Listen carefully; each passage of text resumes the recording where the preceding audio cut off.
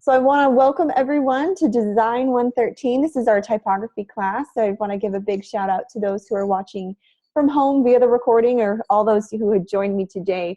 I'm going to go ahead and stop the video and we're going to do a little bit of housekeeping and just kind of talk about the class a little bit and what you can expect in this class. I'm going to open, this is a discussion, so I want to open up the forum to anyone who has any questions about the structure of the class. Do you have any questions regarding policies? Maybe you were reading the syllabus and something might have stuck out. I'm going to clarify the important parts real quick. So before we begin, I'm going to just, like I said, do some housekeeping and kind of go over some important things that you'll need to know to help you be very successful in this class. So the first things first is where to find information. So you're probably already familiar with the class format of how these mods are structured. But our class information, everything will be here, given in the announcements, okay? Anything important or of note will be found here, including the recordings. You can find, I will always post the recordings under the announcements, as well as on the homepage under the live sessions tab. So I'm gonna let this load for just a minute.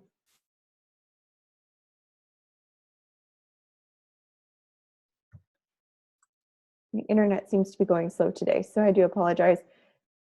Anyways, there's a live sessions tab on here and you'll just click that, and that's also another place where you can find the recordings from the live lectures.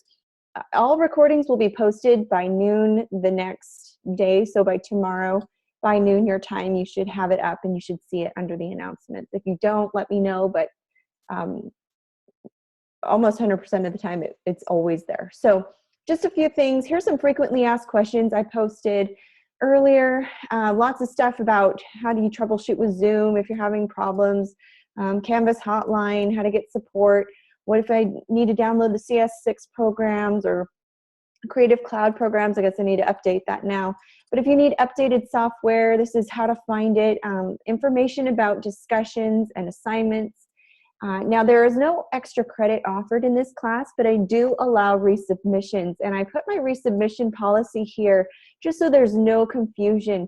I don't just accept assignments that you made some changes to and then resubmitted it. There are some specific requirements. First thing is first, you must have me or another instructor sign off on the critique or the grading feedback that you were given.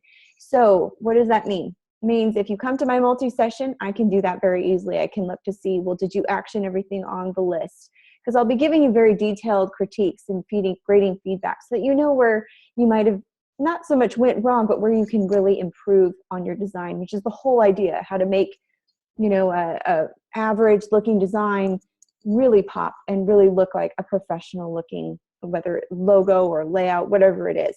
So I need to sign off on it or another instructor. You can see if you go to the Student Success Center, if you go to the home page, see if it'll load. This is another option. Go to the Student Success Center. There's a tab here that you'll click on, and I apologize, it's not showing up for some reason. I'm not quite sure why. But if you go to the Student Success Center, any tutor there can help you. And then what they do is they email me, and they tell me exactly what you talked about, when did you show up, you know, who showed up. So they give me a very detailed email about what went on. And so once I receive that email, then I will go and regrade your assignment after you've resubmitted it. So you do need to pass it off with me or another instructor before you resubmit. No partial credit can be given. If you forget to do it or you didn't pass it off with someone, then I can't give you credit for it. So it's kind of, it serves two purposes. First, it gets you familiar with other tutors, how to go seek help, how to get feedback before you resubmit. It's a good habit to get into, even if you're an A student. It's a great habit, and it's great to visit the Student Success Center, and it helps me get to know you a little bit more. And then two, it improves your designs, and it makes you kind of follow through with all the grading feedback. You can't pick and choose what you want to change. So with that said, you are allowed to resubmit. The only thing that I'm a stickler about, aside from signing it off with me or a tutor, is that you need to have it in no later than 1 week late. Meaning, if you turn in week 1's work, then when you turn in week 2's work, you'll have to turn in, that's the deadline for week 1.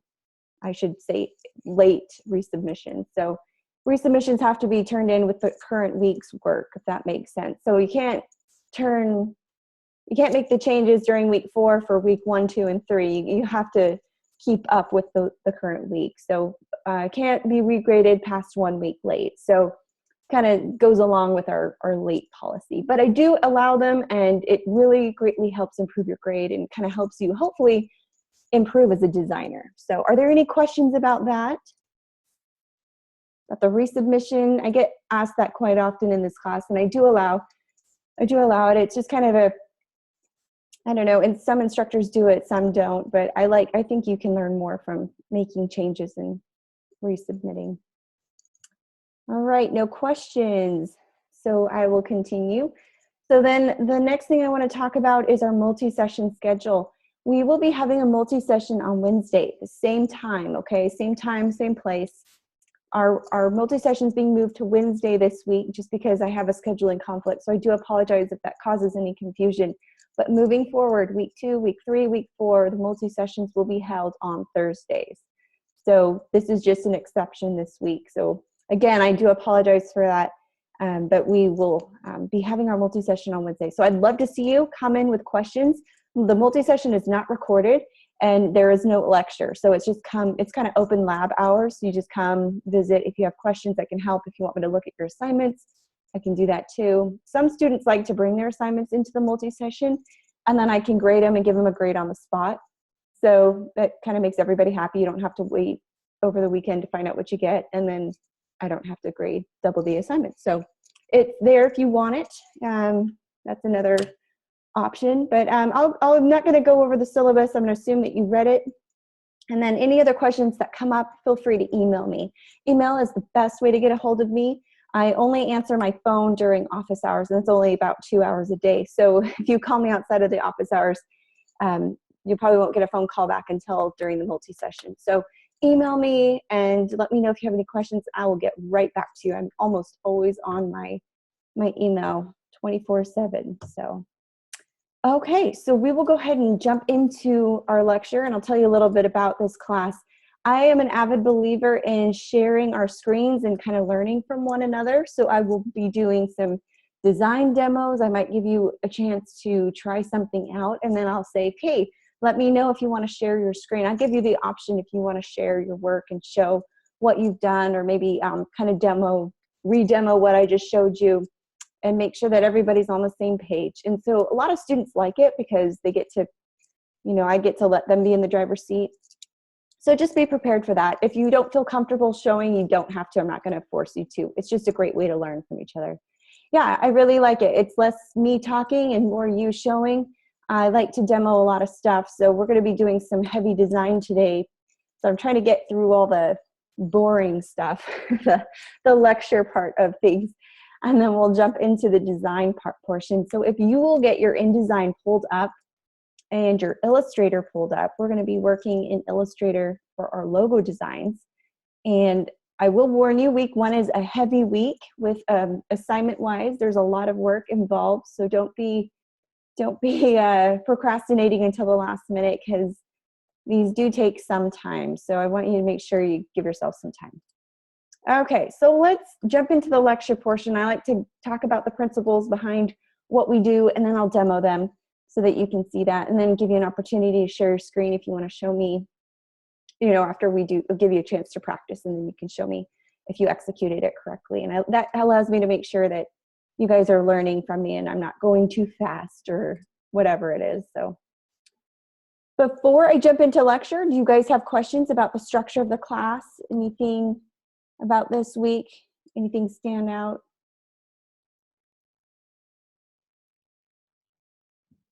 Okay, so Aja says, how do I pull up InDesign and Illustrator without exiting the session? Okay, so if you are full screened, you should just be able to hit escape on your keyboard, and escape should kind of shrink the screen and allow you to navigate your desktop a little bit. Let me know if that works. I know that's how it is for me, so let me know if that helps. Great question. Any other questions? Perfect, awesome.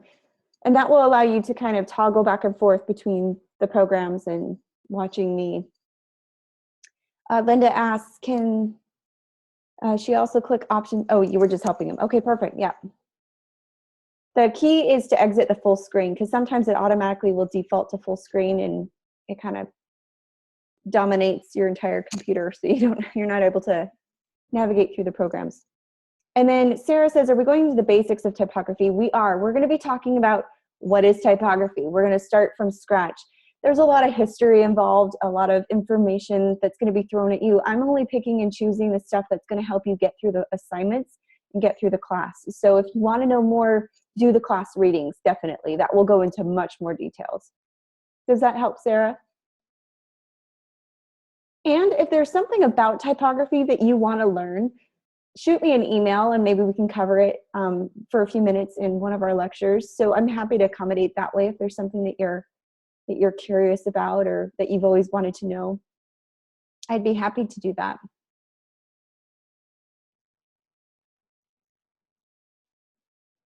So you're asking, and how do you be creative in typography?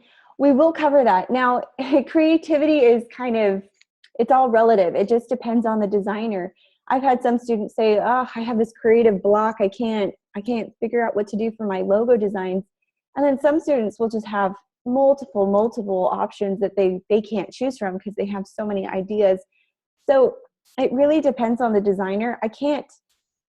It's kind of hard to teach someone how to be creative, but I can teach you the thought process and the basic principles behind how to create typographic logos, so that when it is your turn to create logos, you can kind of explore your options, and hopefully that opens up some more avenues for you to explore. I've also got some other tricks for you that you can learn on how to jazz up your logo designs.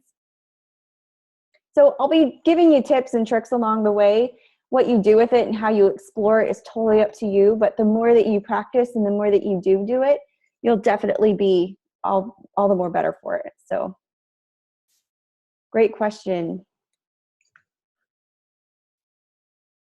Okay, so let me ask, what do you think typography is? You're taking a typography class. What did you think it was going to be about as you were going in it?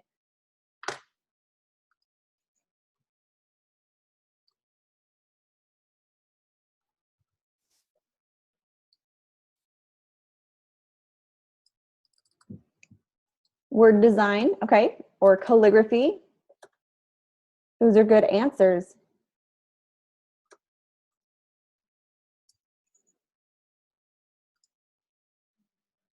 Just about fonts, learning about different fonts. And then Sarah says alphabetical letters that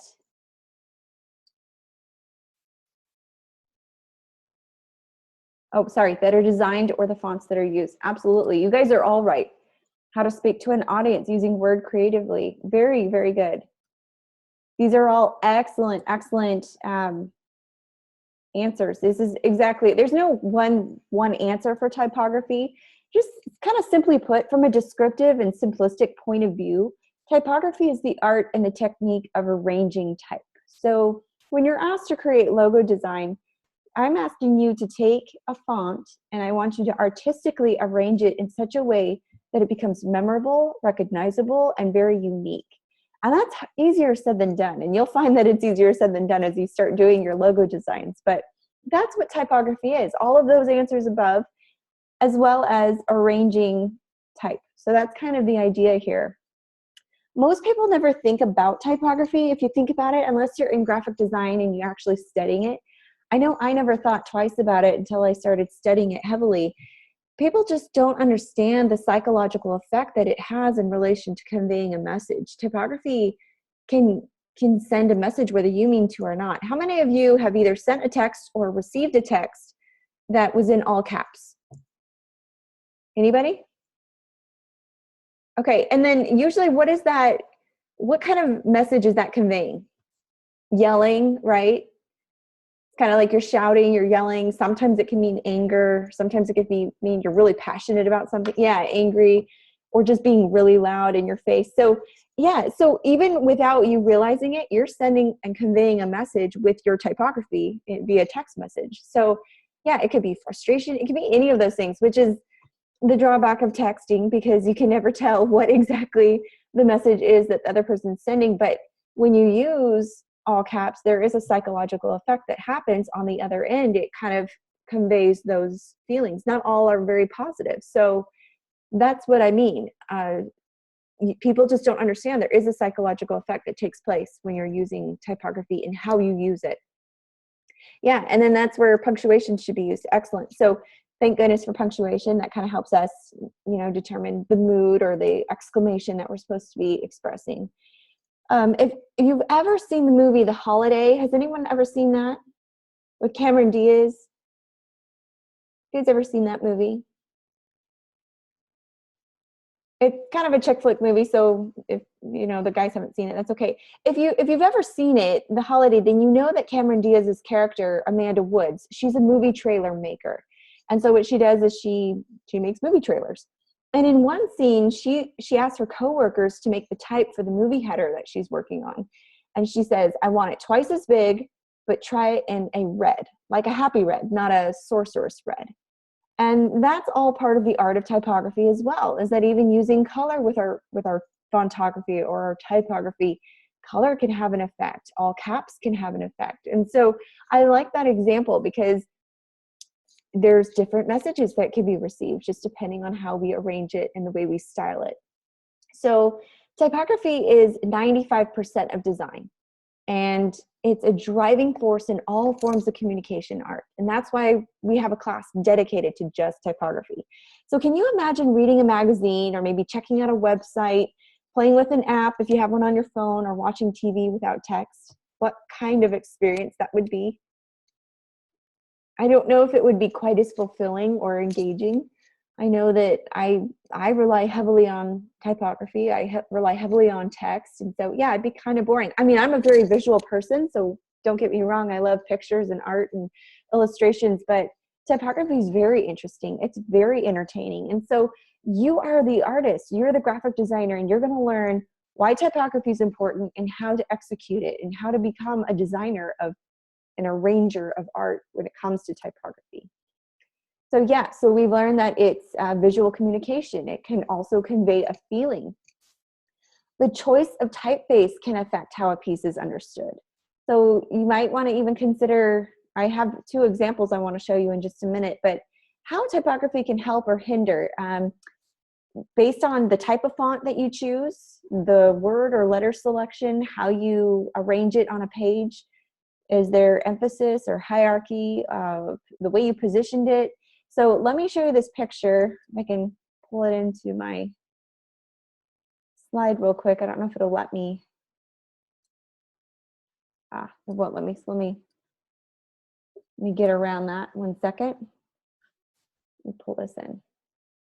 Okay, so take a look at this example here. So we're writing a letter on the impact of private equity. It's kind of a boring topic, but it's also more an important topic if you understand what private equity is. Imagine maybe a bank writing an article or maybe a lawyer writing an article about this. Which one looks more professional to you? Was it the one on the left or the one on the right? The left. Tell me why the left.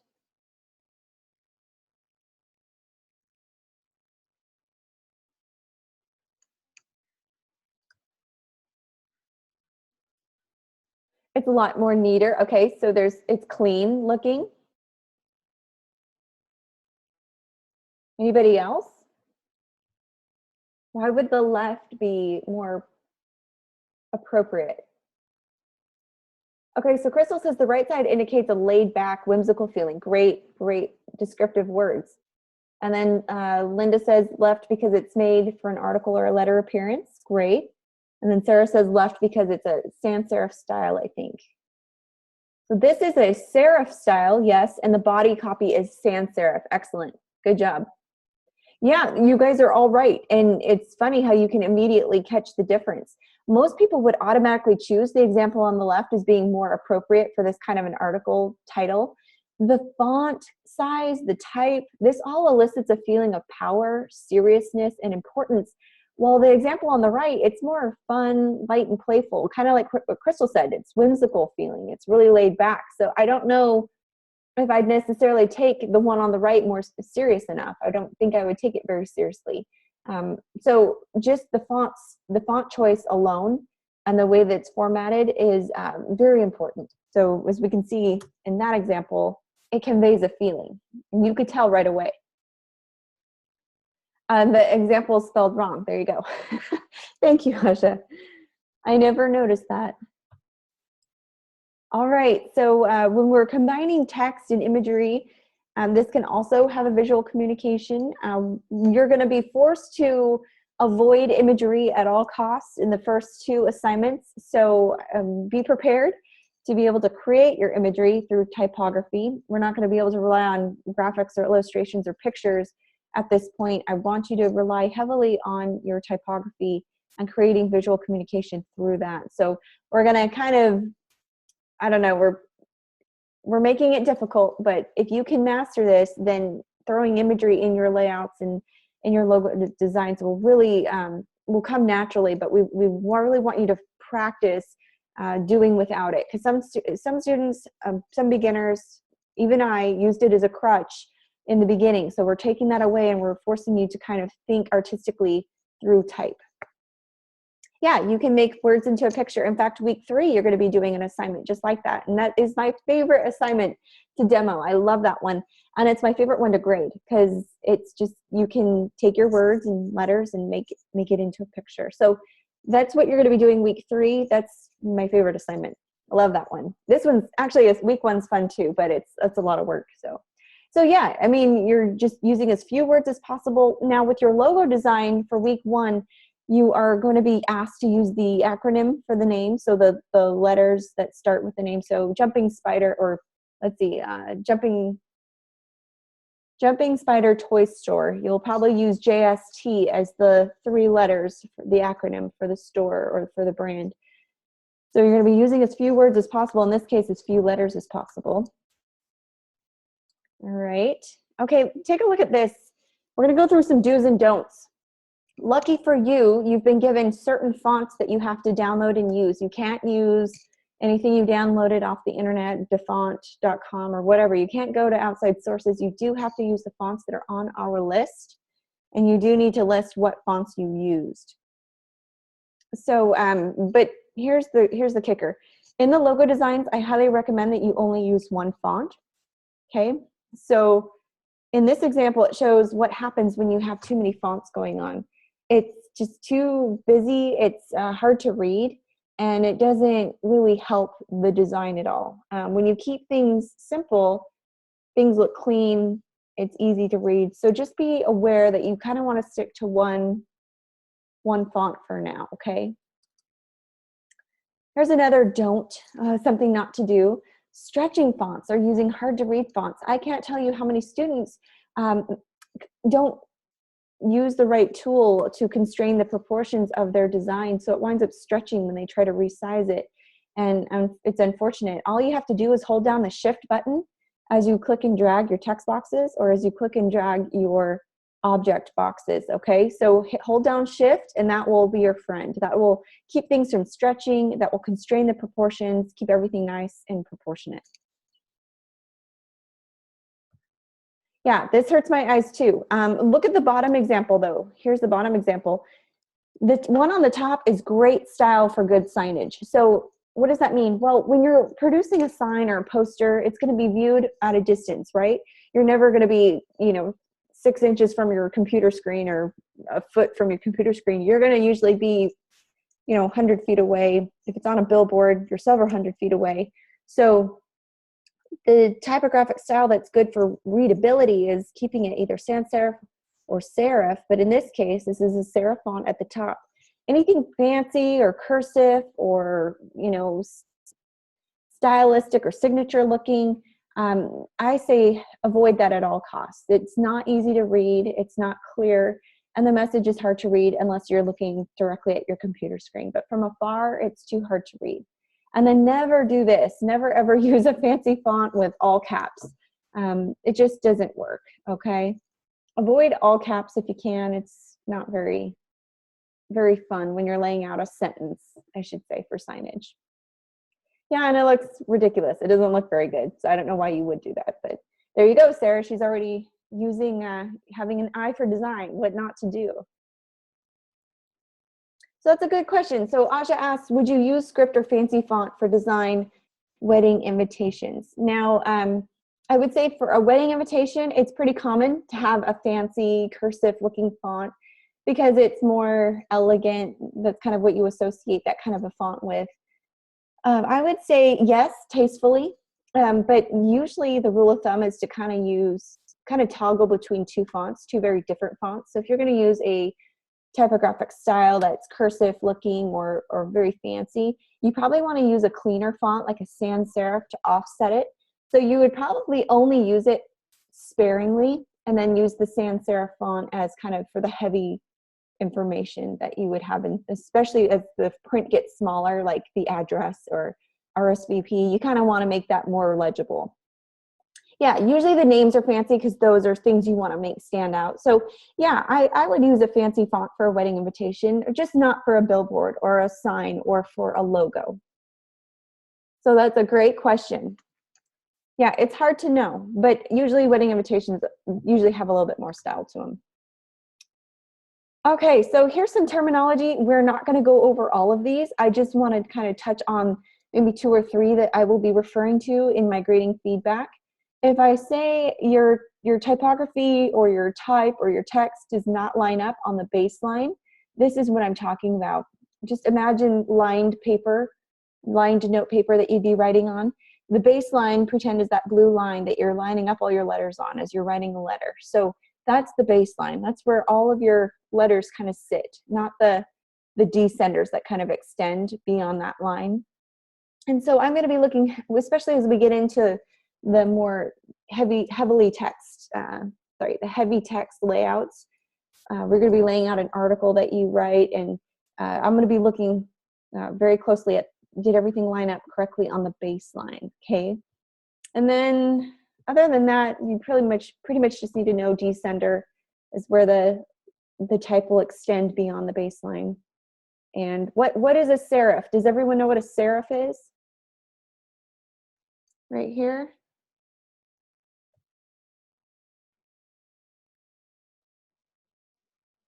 Crystal, can you tell me what a serif is? Yeah, type with feet. Excellent. Yeah, it's just that extra little, that mark off of your text that allows a little bit more readability. We often say that if you're going to have large bodies of text, whether it's book or magazine, you'll often see a serif font being used for it because it kind of helps guide the eye on this invisible line. So yes, serif is kind of that extra little mark at the end of the font. Yeah, it's the foot or the type with feet that's often referred to. Excellent, good job. Okay, we won't get into this. You don't need to know that too much. You just kind of need to know what is what and just use this as kind of your anatomy, your picture for study. All right, let's talk about, let's get into how we use font because this is important. Typography keeps people reading. Good typography is, like I like to say, utilitarian, and that it should allow the reader to focus on the content and not the formatting. So if you saw an article that looked like this, let me fix it for you. Okay, here's another example. Same article title. Now this is more of a layout and design, what to do, what not to do.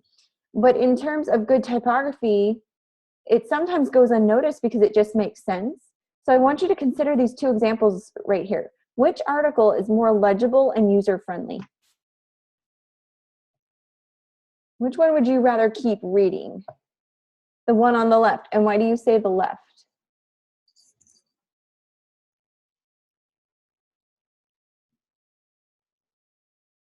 Easier to see. Yeah, I mean, it's kind of hard to read.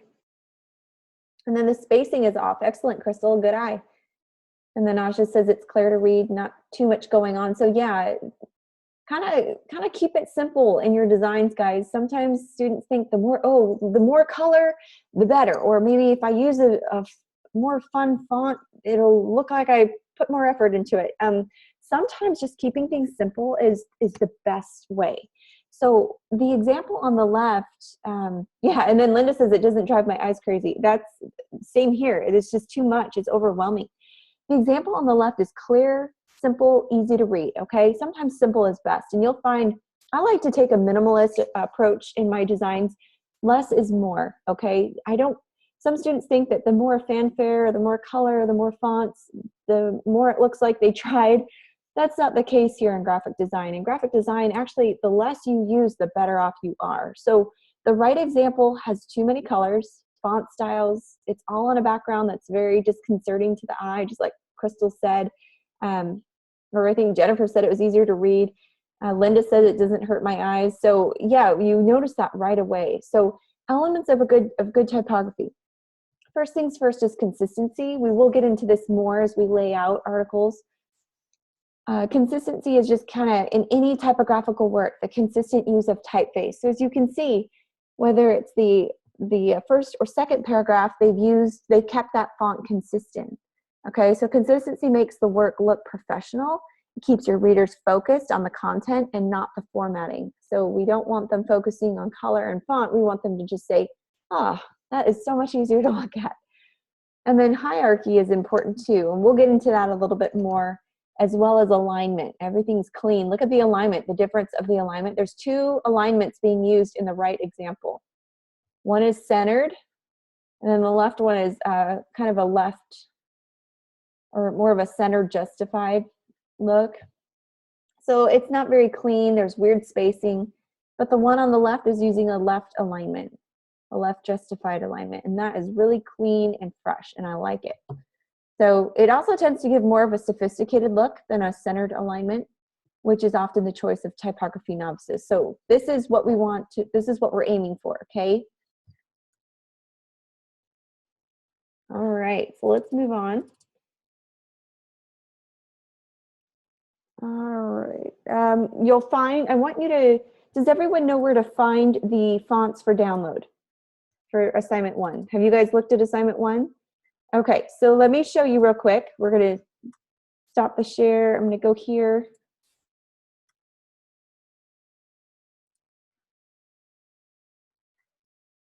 Okay, so, oops, hang on one sec. All right, can you see that? So this is where you're gonna go. Go to your assignments tab. If you go to assignment 1, some of you may already have these fonts on your computer, and that's great. You won't have to download them all. But there is a link here. It's course media page. You're going to click that. So be sure to only use the typefaces from the list for your logo designs, okay? So I don't want you going to defont.com or any other website. You need to use what's on the required list. So course media page right here. Click that to see a list of all the fonts. Here's, if you have a Mac, you'll use this link. If you have a PC, you'll use this link. So there's 2 different links, just depending on what computer you're on. And then here are the list of the serif typefaces, okay? So Adobe, Garamond, Caslon, Minion Pro, Times New Roman, Baskerville. These are all very classic, universal serif fonts that have been around for a while. Same with the sans serif fonts. You've got Futura, Helvetica, those are classics, Universal Sans. So you have quite a few options. So I want you to play around with them. You have to design 8 logos, basically 4 companies, 2 logos per company. So you have, I want you to experiment with these different fonts. All right. So that's where you go. Does that help, Aja? Does that help the class kind of see where to go? So there's the links right here to download. And this is the list you're going to use for the discussion in, I believe it's week 2. So you'll just refer to this course media page here and these fonts here as well. All right, that's good. I'm glad we went over that. Okay, so we're gonna stop here real quick.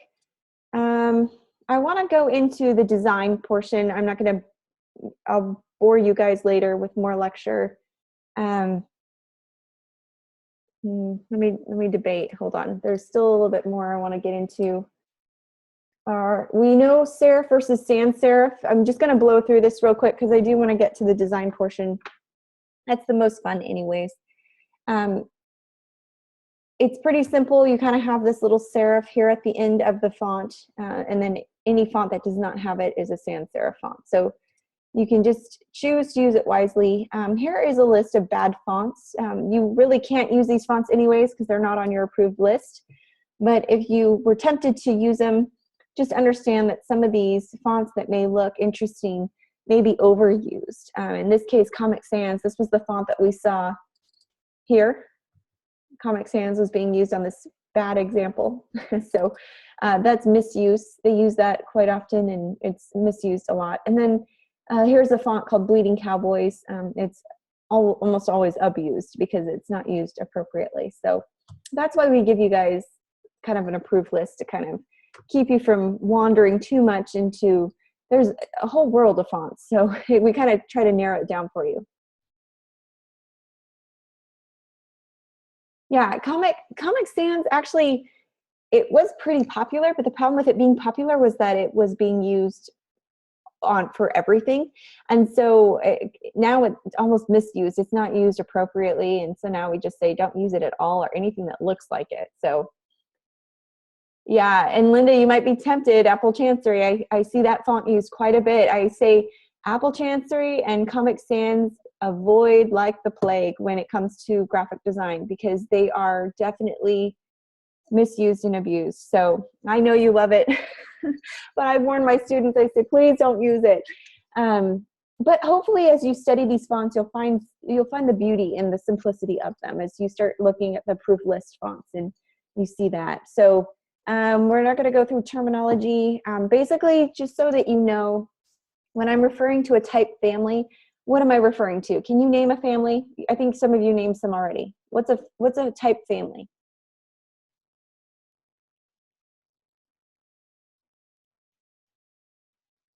You guys name some? It looked like some were already listed.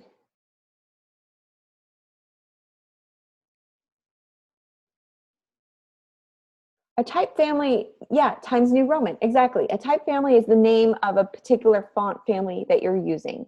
So I unfortunately, I had one student who obviously didn't come to class, so didn't quite get the concept of what we were doing, but with, you have to write an article in week 3. By the way, it's a super easy way to get a good grade. You're writing an article about a type family, but they picked serif. They just picked serif as like an overreaching, and they didn't get a very good grade on it because it wasn't a specific type family. So yeah, you have to be specific. Times New Roman, Arial, Futura. Of course, you have to pick from the approved list, but those are excellent. Those are type families. And just like families, I mean, who comes from a big family? Does anyone come from a big family? Okay, Aja comes from a big family. Anyone come from a small family? I would assume the rest of you probably. Yeah, small family. Okay, so just like our families, type families are either large or small, meaning some will have lots of characters and some will not. Some will have lots of styles like italic and bold, bold italic, regular italic. They'll have all these different styles within the type family that you can use, and some won't have as many options. So that's why you kind of want to get familiar with what type family has what. So each family has different family members, and you'll get to know them really well. Italic, light, condensed, semi-bold, bold. All right, and then in terms of Helvetica bold, this is referred to as a typeface, a certain typeface. So the letters, numbers, and symbols that make up a design of type, that's a typeface. So just like your type family. All right, and this is kind of what we're going to be doing in week 3. This is, like I said, one of my favorite assignments. You can either do something like this, or we can go, I'll show you how to do something a little bit more stylistically fun. But this is kind of a little precursor to what we'll be doing. But this is really, really fun, how you can see the fonts being used. And I'm going to just kind of go over this. This is pretty self-explanatory.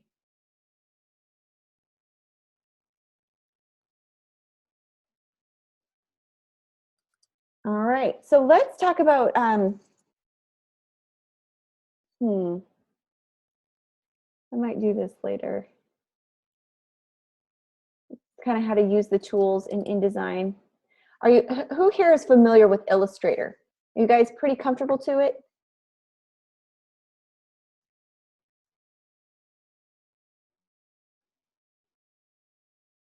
Okay, pretty comfortable Illustrator. Okay, so we don't need to go into what tools do what. I mean, I will cover some of it, but I just want to make sure we're not starting from the ground up. And if anyone here is a real beginner, please let me know, speak up, and I don't have a problem going, we can all learn from going back to the basics. I do want to talk about lettermarks and logos, and I do have a video here that I want to share. And this video, it kind of gives you an introduction about what we're going to be creating.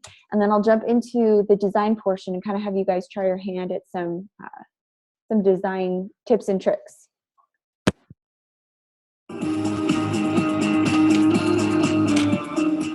Here we're going to talk about letter forms and logos and the things that you can consider when you're working with letter forms to create an expressive lettermark or type logo.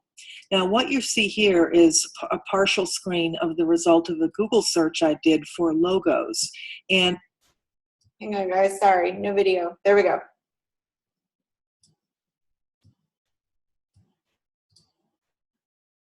This page came up filled with logos, many of which I'm sure you recognize.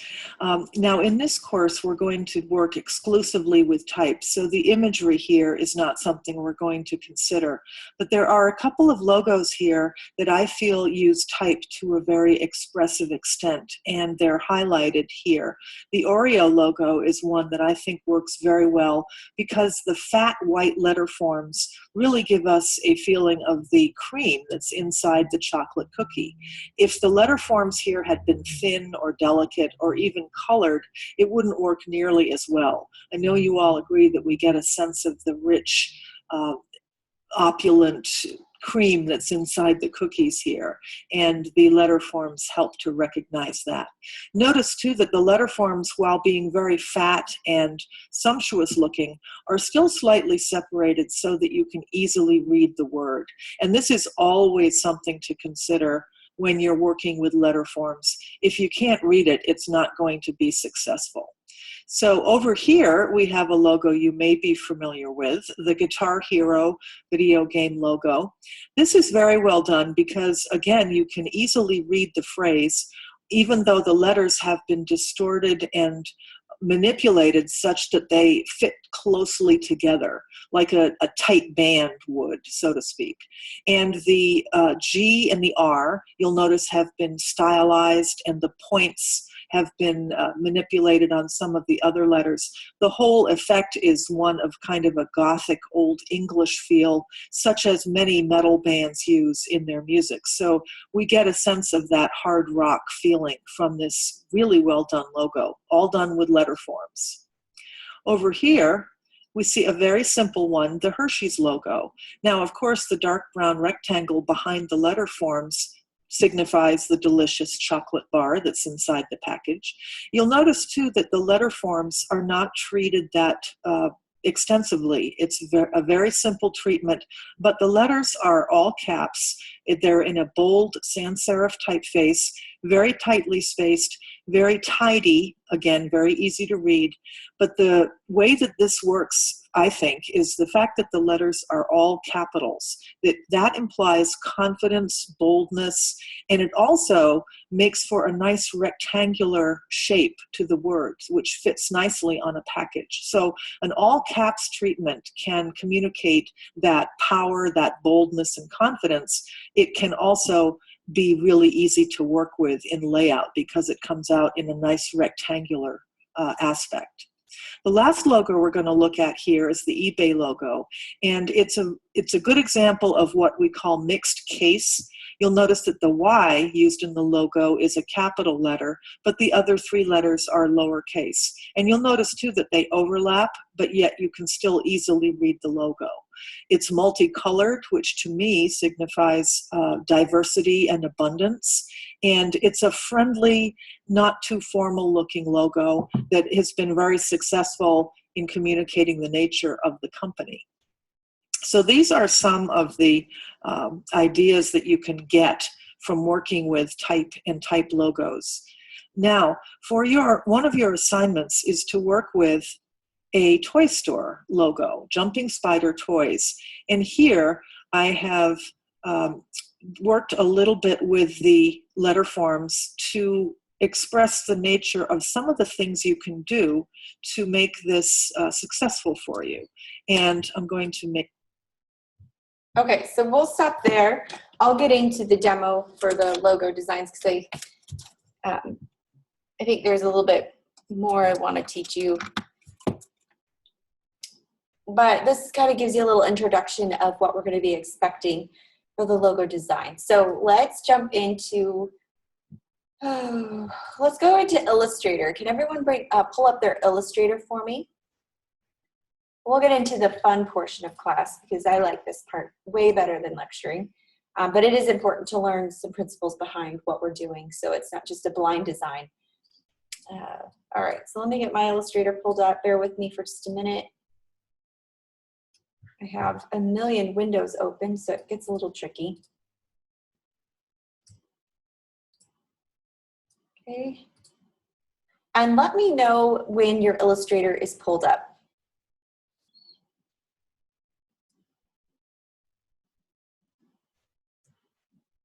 Just so I know I'm safe to move forward. Okay, so like I said in the beginning, I like to structure the class where I teach you a demo. I'll give you a few minutes to kind of practice it. And then if you want to, you can share your screen and kind of show the class and we can kind of go over what you did. If you get stuck, this is also a great moment to say, hey, I don't know what I'm doing. Can I share my screen? And we can all learn from each other because I guarantee you, you're not the only one having a problem and someone at home watching the recording probably has the same issue. So that's what we're all about today. So go ahead and create a new document. At this point, it does not matter what you're creating because I'm just going to show you some typography effects before we get into the actual logo design, okay? I'm just going to show you a few examples of things that you can do to jazz up your text a little bit. Because as we know, are we allowed to use pictures or images in our logo designs?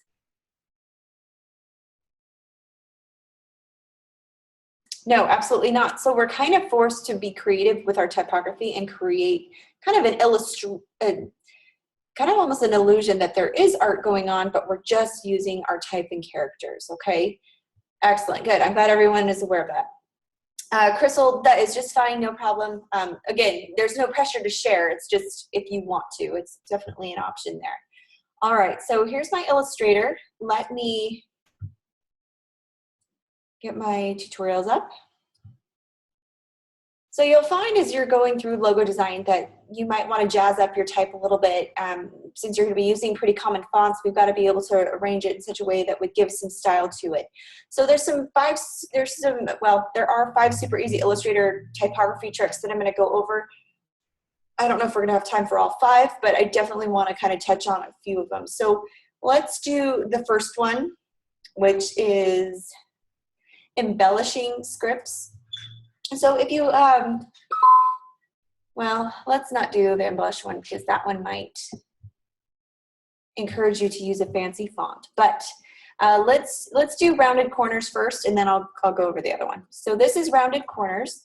If you just grab your type box and just type in a word, it doesn't really matter what. I'm going to write tone. And I'm going to pick a font. In this case, I'll use Helvetica.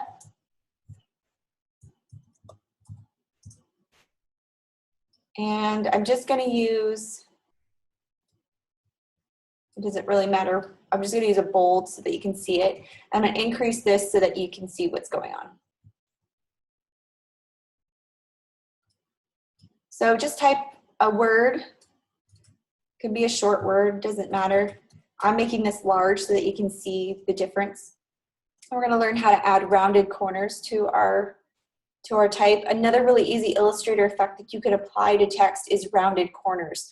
So what you're going to do is select some text and you're going to go to Effect at the top of your screen. It's a drop-down menu. Effect, and then you're going to go to Stylize, and then you're going to go to Round Corners. Click on Round Corners. And what I'll do is I'll copy and paste that into the message here so that you know where to go. You should be able to split your screen, Ajay. Are you able to hit, we hit escape so that you could shrink your screen. That should allow you to have a few windows up at a time. Does that allow you to do that? I know I'm able to, and I don't know if that's because I'm instructor or if students are able to do that. Others, anyone out there, can you guys help answer that question? Can't split your screen? I know some students are able to. I don't know. That might be a good question that you could ask Zoom, but I'm not sure. I just know. Okay. So just watch the demo and then I'll give you a few minutes to go through it if that's easier. So basically you're going to play with the radius until you find something that you like. If you click on this preview button, it will show you the changes as you make them. You can hit OK, and then you can kind of see what it did. It rounded your corners. It rounded my corners quite a bit. So by going to Effect, Stylize Round Corners, apply new effect, this will allow you, I'm going to keep this checked. I'm going to kind of drop this down quite a bit. If I hit OK,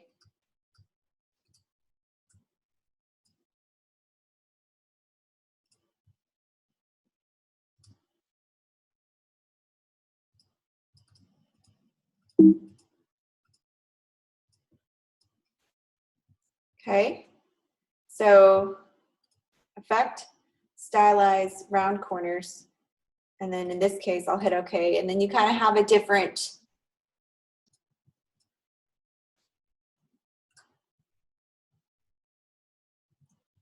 effect there. You see that? Whoops. So if you look at the difference, yeah, it's pretty simple. It's just a simple effect that you can apply, and this would be great if you were doing a logo design and you really wanted to give it a softer edge. This is something you would do if you wanted to have a softer look by just giving it a different, now in the case of logo designs this week, we can't use color, but I'm just showing you the difference. There's a slight difference there, and you can do something more extreme, less extreme, but as you play around with the radius, it will give you a different effect. So this is a live effect that you can edit both the text and the radius at any time without starting over and retracting your steps. So what I'm going to do is give you a few minutes to use those steps that I just copy and pasted into the chat box. I'll paste it again. So I want you to type something in a text box, select the text box, and then I want you to go to Effect, Stylize Round Corners. And I want you to play around with getting that effect. And then if you want to share your screen, let me know. So I will give you about 2 or 3 minutes to do that, and then we can move on to the next effect.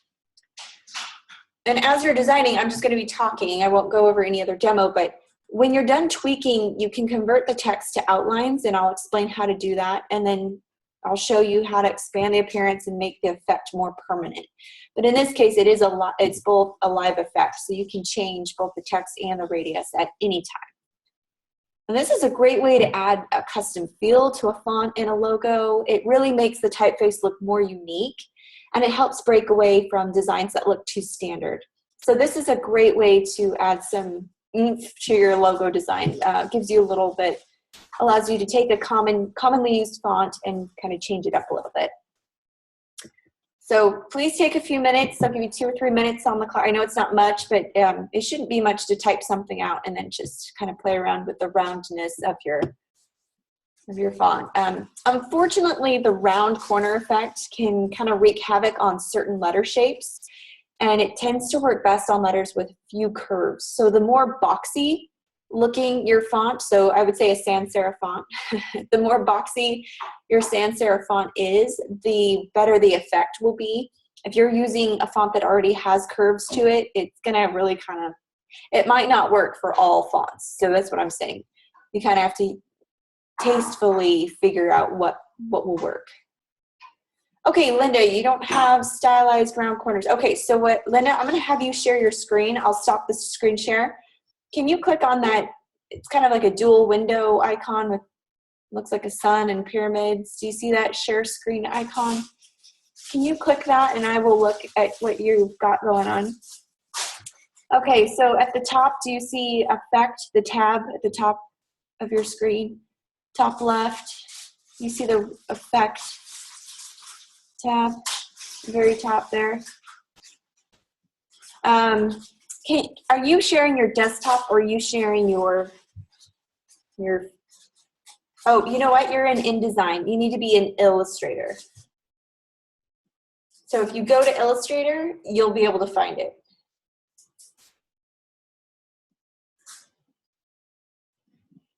I know, it's kind of confusing. And you'll find that InDesign can do certain things that Illustrator can't. Illustrator can do stuff InDesign can't. That's why we're doing our logos in Illustrator today. I think Illustrator is a lot more logo friendly when it comes to creating them. You can do logo design in InDesign, but you're going to be really limited. So I definitely recommend using Illustrator. Okay, so Linda, what I'll have you do is share your screen again. Hold on one sec, let me close out. If you'll share your screen once you have Illustrator pulled up, and then I can show you.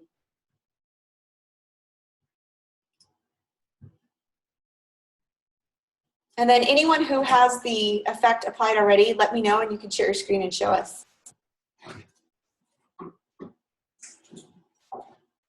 So Linda, let me know if that worked for you.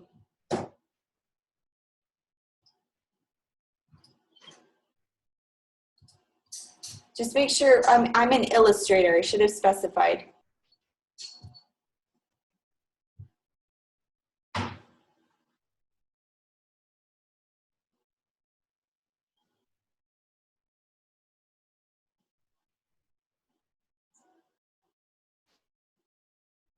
All right, so anybody want to share their screen and show an example of what they've done? Or did anyone run into problems as they were trying to find out how to do this?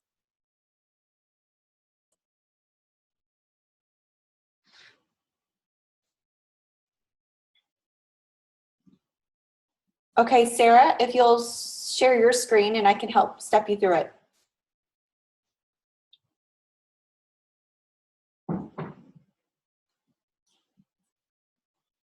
Do you see that icon with the pyramids and the sun?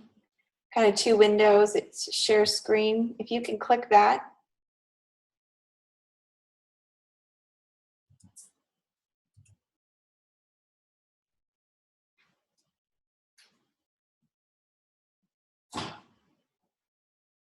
So, oh, there we go, perfect. Okay, yeah, and then select Illustrator. Perfect, okay. So in this case, you've already got some curvature to your letter. So I'll just preface this first. You've already got some curves because you're using curvy letters, C's and O's. So it might work better if you're using something that's not so curvy, but that's okay. Go ahead and select that text box. Go to Effect at the top of the screen. Stylize, and then round corners. And then you'll probably want to give it more of an exact, click on preview. You should be able to see the changes live. There you go. So that gives you can view the changes live, how dramatic the curvature is going to be. So like I said, some fonts it'll give you a different effect. With others, you'll have a completely different effect there, but that worked. So that's exactly how you do it. Maybe try something that's in a bolder, heavier, all caps. That might give you a little bit more of an effect, but this is a great way to play with it. So you did it right. So great job. And then any other problems that you might have been running into?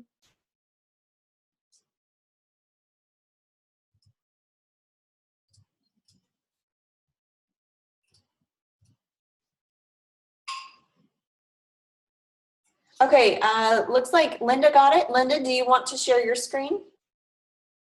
And then we'll go to Aja and you can show yours. And then we'll move on to the next effect. Okay, Linda, if you can, let me stop my screen. Okay, go ahead and click share screen. And then let's see what you did.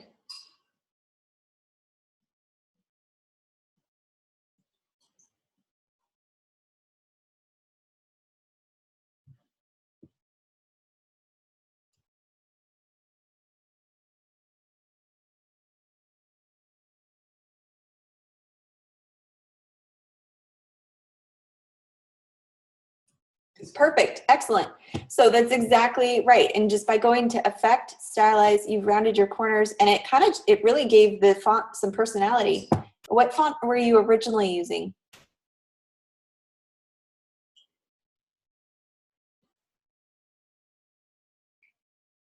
Helvetica. Okay, cool. So it doesn't even look like Helvetica at this point, but excellent job. So very, very good. Great work. So you picked that up very quickly. Okay, and then Aja, do you want to share? Would you like to share your screen? Okay, just click that icon there and choose Illustrator.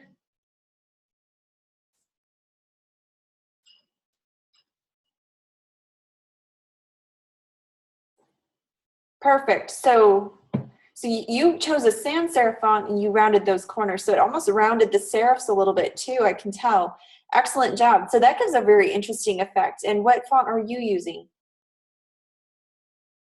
Bookman Old Style. Okay, very cool. So that's a pretty common serif font as well. And then just by adding that rounded corner style, you kind of gave it a whole new look. I love it. Okay, great job, guys. You guys picked that up quick. Like I said, if you have any questions or you're running into problems, let me know and I can slow down for you. For sake of time, we're going to go ahead and move on to the next one. And let me show you. Okay, this is playing with letter forms. So we'll go ahead and take the same word that I typed out. This might work better with a sans serif font, but again, it doesn't matter. You can practice with a serif font. So my demo will be in a serif font. So this is called playing with letter forms. So when you realize that you're not stuck with boring forms that your fonts have by default, I think the possibilities really open up and they kind of become endless. So utilizing the direct selection tool, which is this white arrow, direct selection tool, or pressing A on the keyboard, it's kind of a shortcut. And then we're going to use what's called the Pathfinder. So if you go to your drop-down menu window, click Pathfinder right here. Do you all see that?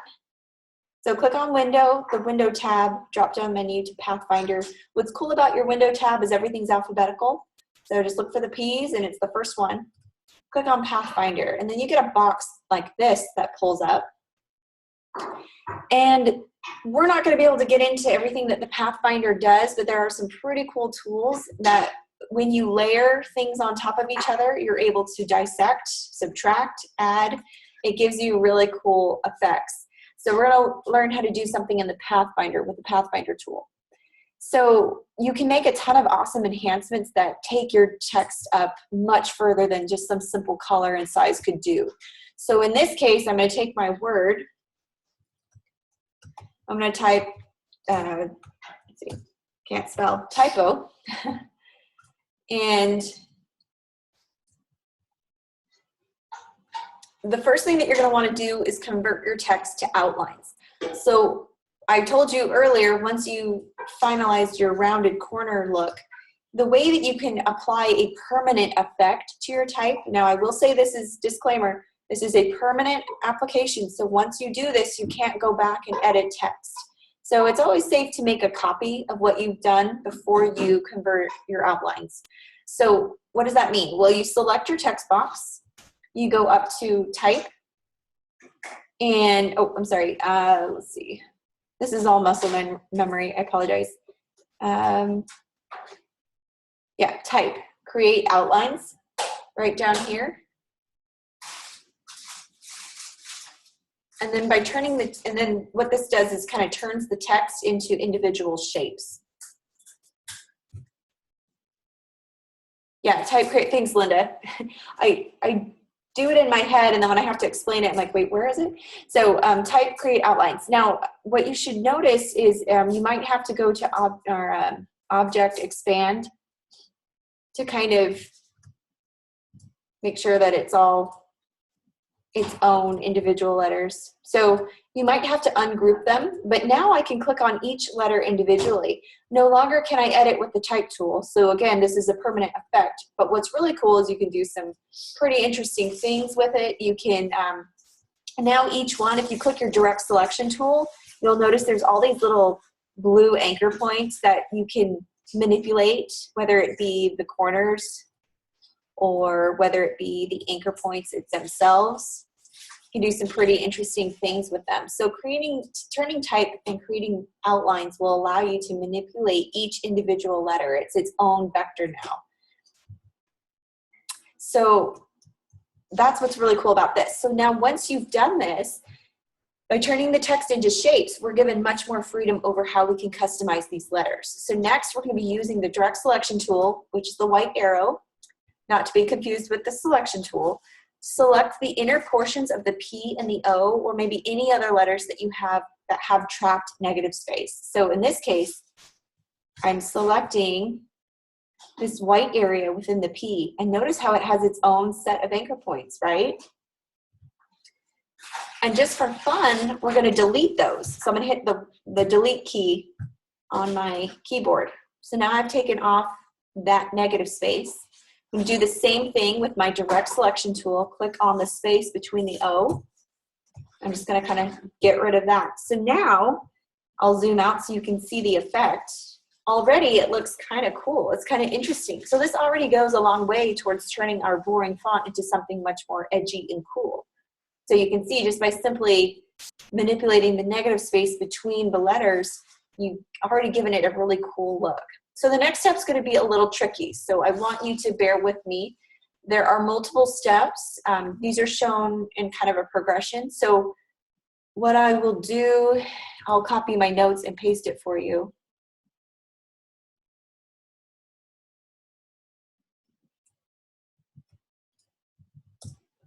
Here you go. So first things first, we're going to take the letter T and the Y and we're going to overlap them a bit. So I'm going to take my selection tool and kind of bring them over. I want them to overlap just a tiny bit. And what we're going to do is you're going to grab your Pathfinder tool. Okay, you're going to select and copy only the Y. So you might want to just make a duplicate and place it off to the side in this case. Command C, Command V will, if you're on a Mac, or Control C, Control V will copy and paste.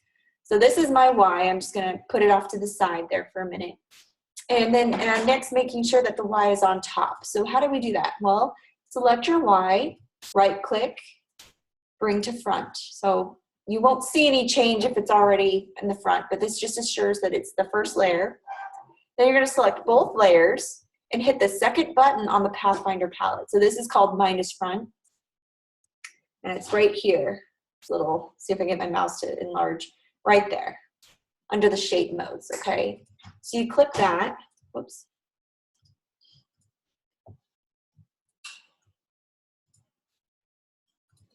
Okay, so in this case, it made it disappear, but now I've got that really cool look. Here's another way you can do it too. You select both of them, and then if you click on divide, now I can select the Y. I can select this little piece here even. That kind of will delete things. Move that over. There we go.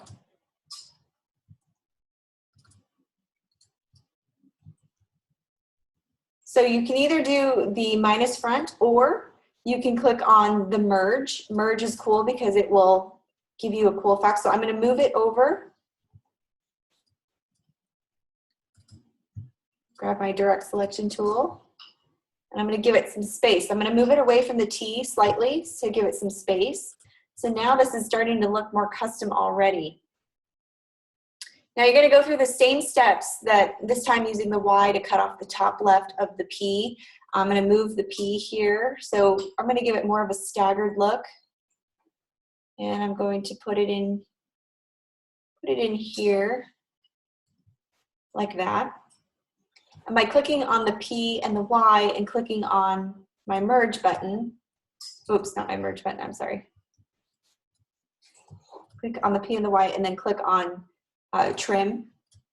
This will allow me to move my P, and it gives me kind of a cool look there. I could do that.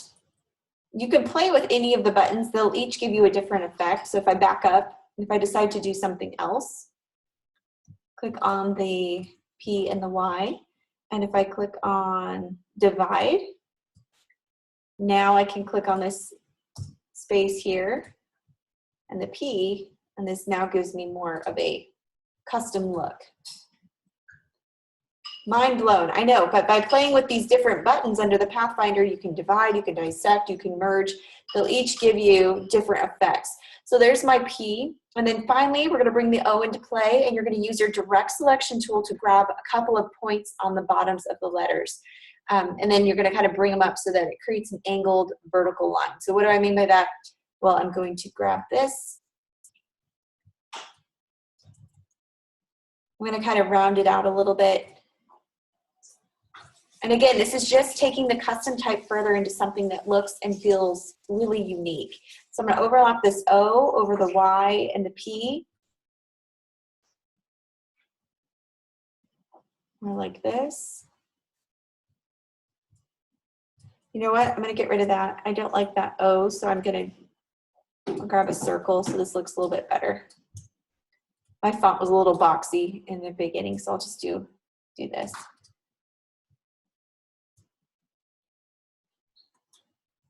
Okay, so I'll overlap the O, the P, and then you can do the, you can just leave it as is, or you can do the same thing with the Y and the O to kind of give it that I'm going to do trim again. Kind of move it away.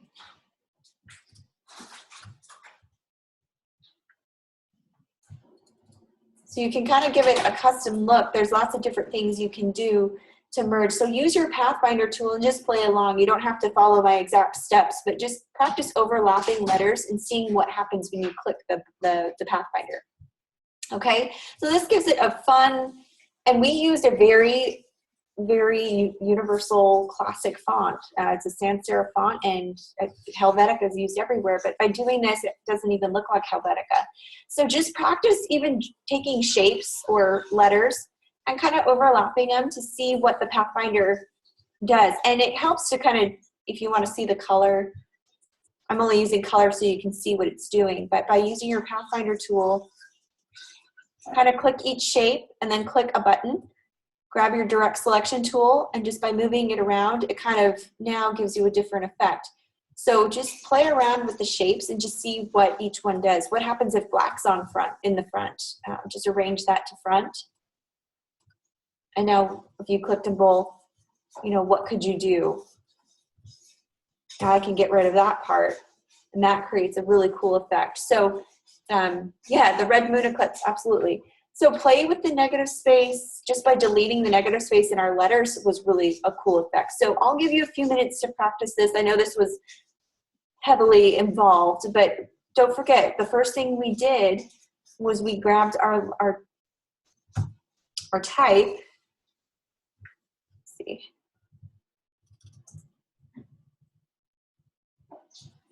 I'll show you as an example. First thing we did here was we simply converted our type to outlines. Remember, we went to type, create outlines. And by doing that, we could take our direct selection tool and we could just delete that negative space. And that alone gave us a really custom look. So without even messing with the Pathfinder tool, we already had a really cool look going on here. So that was our first exercise. And then we started playing with the Pathfinder tool. And again, this is something you probably want to experiment with, kind of play around with, but you can give it a really neat look. So I will leave you to do that. We're going to take a 10-minute break, so this might be a good time to just let you play around. And then when we come back, first of all, are there any questions before we leave and break?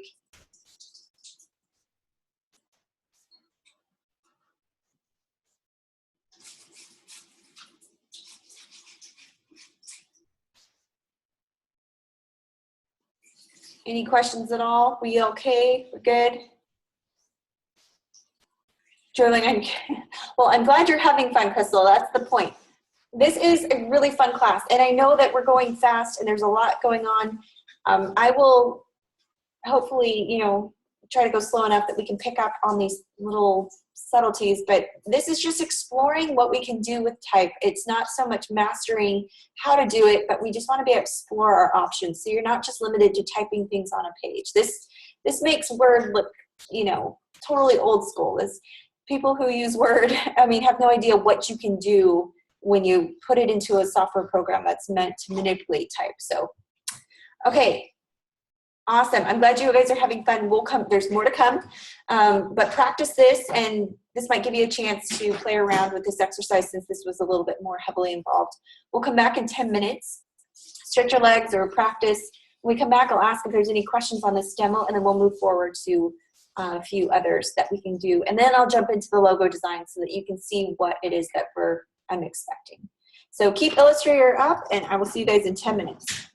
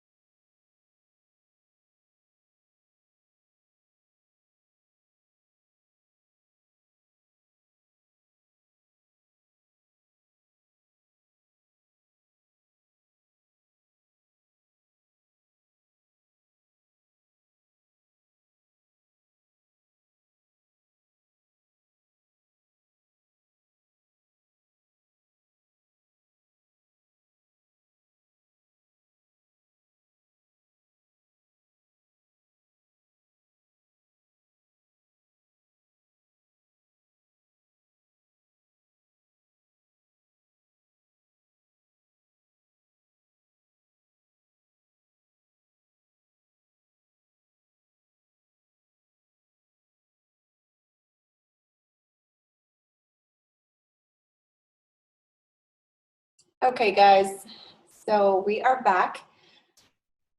And I see there are a few questions, so let me just like catch up real quick. So Crystal, you answered one, but you have two letters that you can't seem to separate now. So yes, when you convert your type to outlines and then you select something off of the Pathfinder tool, that's a permanent change. So if you want to just back up, just like Aja said, Command Z is the undo if you're on a Mac, or Control Z if you're on a PC. Oh, you want to ungroup the two letters? You should be able to click them and right click. Actually, do you want to share your screen, Crystal? And I can step you through it.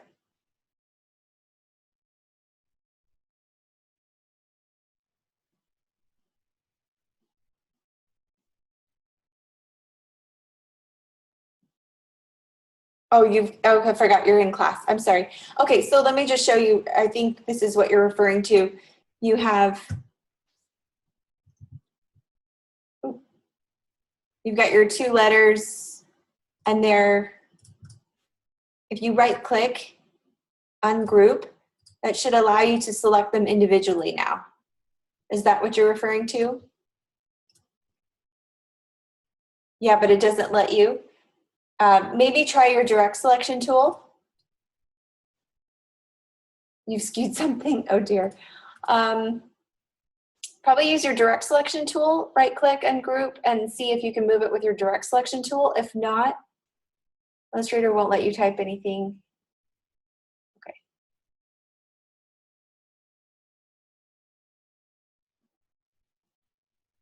Okay. Okay, well, why don't you,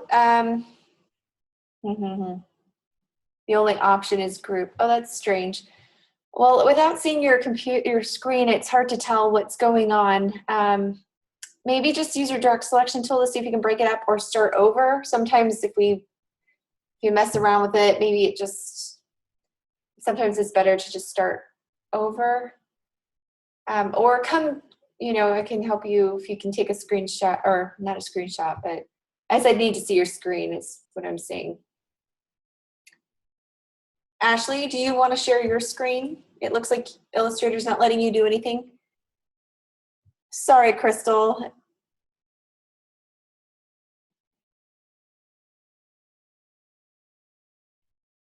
Okay, so you have your type tool.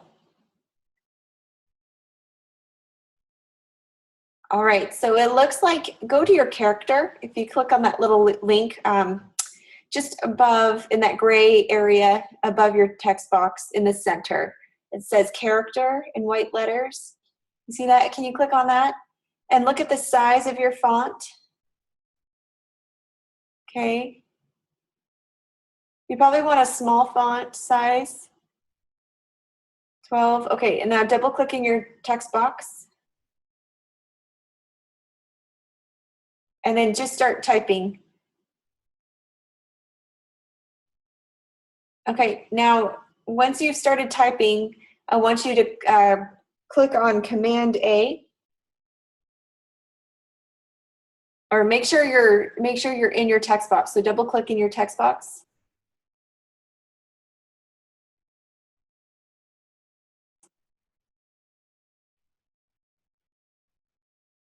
Is it not letting you? It looks like there's some hidden text. So maybe just hit Command A for a minute. Click on your white artboard. Click Command A and hit delete. So we're going to start over. Okay, now grab your type tool and let's see, make it really big. There you go. And then go to type on the drop-down menu, go to fill with placeholder text. I just go to fill with placeholder text. Click that. Okay, now double click in it and hit Command A. Okay, now I want you to go to character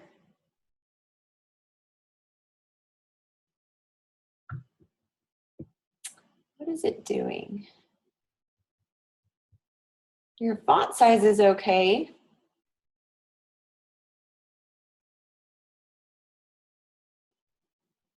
You know what though? You're zoomed in at 5,000%. That is really weird. Can you start a new document for me? I think that might be a reason why. Oh, just there you go. Click on new. And 8.5 by 11, that's good. And okay? Okay, now try. Try to do, if this is a new document. No? Why does it say you're zoomed in 1,000% or 4,000%? Can you hit, are you on a Mac or a PC?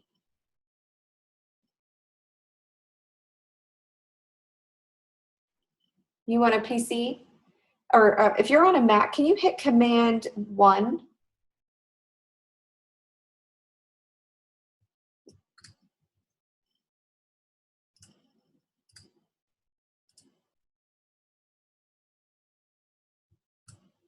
Okay. All right, there you go. There's your problem. It's because you're zoomed out to 5,000%. Now you're at 100%, which is the normal view. Go back to your new document again. Something's going on with your new document settings.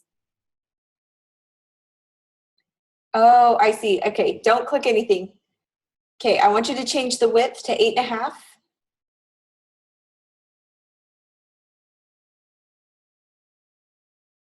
Whoops. 8.5. Yeah, not in inches. So 8.5, and then go to where it says points, click on inches. There you go. Now you're gonna have to go back and change the width to 8.5. Sorry, I thought you could do it the other way, but it looks like you have to change so your increment of measurement was a little off. Now go to 11 for the height. And pay attention, guys. I'm going to step you through. This is how we're going to set up the document for our assignment 1. Go to Artboards. You're going to click on 8. Can you put number 8 in there? We want 8 artboards because we need 1 logo per page, and we're doing 8 versions. So then orientation is portrait. Good. Okay, now hit create. There you go. Now you can zoom in and you should be able to text with no problem. There you go. And then just as a little hint, little trick, keyboard shortcut is if you hit Command plus, that will zoom you in. If you hit Command minus, that will zoom you out. So that will kind of help you. There you go. So we got it. Okay, that's what was wrong. I was looking at your screen. I'm like, 5,000%. That's so odd. Okay, perfect. I'm glad we got that fixed. Anyone else have questions?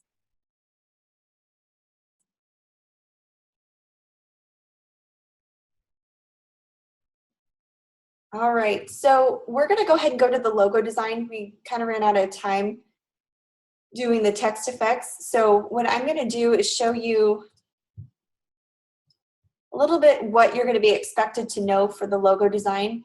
I'm going to kind of briefly talk about the exercise we have for the assessment, but it's pretty self-explanatory, so we won't go heavily into it. But I did want to talk about what to do for this logo design. So just like we set up her document, you're going to need 8 artboards, okay? So you'll go to File, New, you'll create your document. Your new document box will pop up.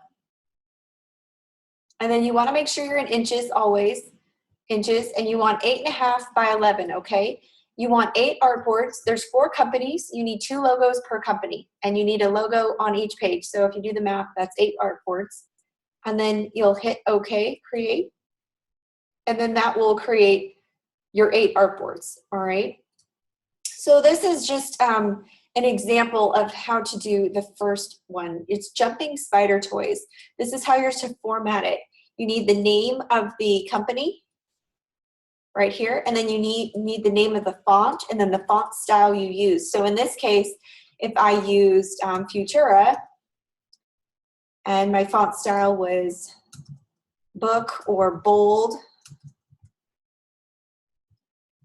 And then you can put that's about all we'll need. So Jumping Spider Toys Future in bold. So that's what I used to do this logo. How did I do this logo? Pretty simple. We'll learn another trick. If you go to your type tool, I'm going to type in JST. We're not using Apple Chancery. Sorry, guys. Let's see, Helvetica. Let's try Helvetica. There we go. And I want Helvetica. And I just want it to be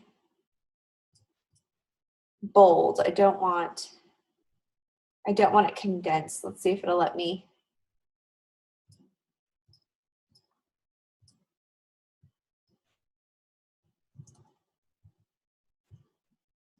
Oops.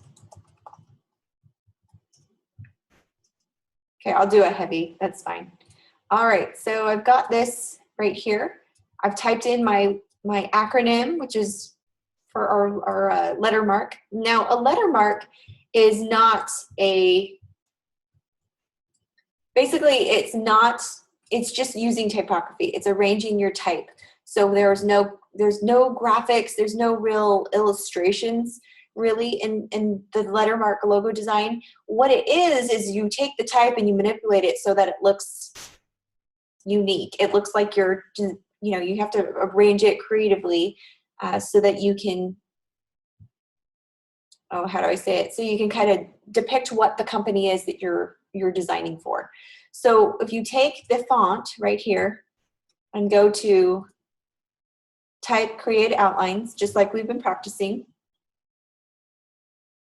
with my direct selection tool, I can now select each letter. And now I can kind of give it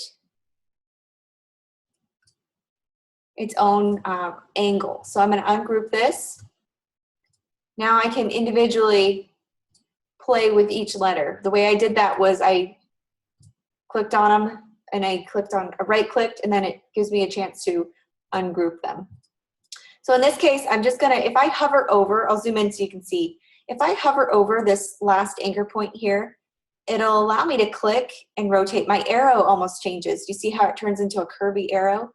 It'll allow me to kind of angle my letters a little bit. So Jumping Spider Toy Company kind of sounds fun and playful. So what I want to do is be able to capture that playfulness by angling my letters ever so slightly. Again, I don't want to be too dramatic. I can kind of extend my letters a little bit. Don't let this be confused with stretching. I'm just trying to get it the right proportion. Like I want my J to line up with my T. I want it to be proportionate, just like that. So with a slight angle on my letters, and I don't really like this square dot on my J. So what I'm going to do is click on it, right click, release compound path. And that allows me to release the two connecting elements. I'm going to delete that square, and you could find a J in a different font that has a dot, but I'm just going to draw a circle in this case. And this round circle kind of gives a little bit more playfulness. It serves two purposes. More roundness allows me to create more of a playful look. The lowercase j allows me to also create a playful look. And then by grabbing my type tool with the same font, I'm going to grab a bracket. I click on this bracket here, and then I'm going to click on a lighter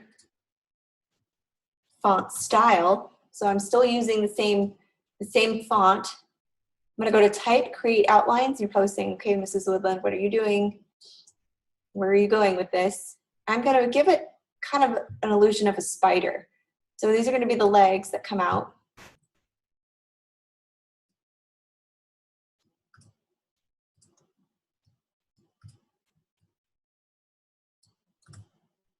So just by using my characters, my type, I was able to create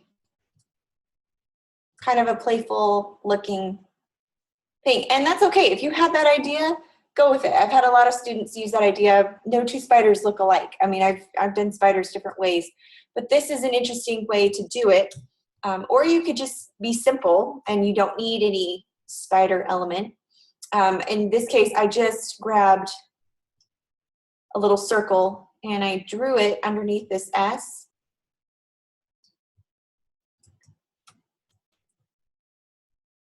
And then I just changed the opacity, which is up here. It's found at the top. And I changed it so it's way down. It's basically creating kind of a shadow. And I really want it really light, just like that. So this is playful. The S is jumping. I'm gonna kind of position the S up a little bit. I want it to look like the S is jumping, just like the name. The key to graphic design when you're doing logo design is that you need to kind of play off of the descriptive words in the logo or in the company name. So spider is a descriptive word, jumping is a descriptive word, even toys is a descriptive word. So if you can create something with your type that kind of speaks to those words or kind of plays off of those words, no one's ever going to wonder what kind of company this is. The secret here is I want your jumping spider toy logo to look different than your bank logo. So I've had students that once they figured out they could angle letters, they angled them all for all the companies.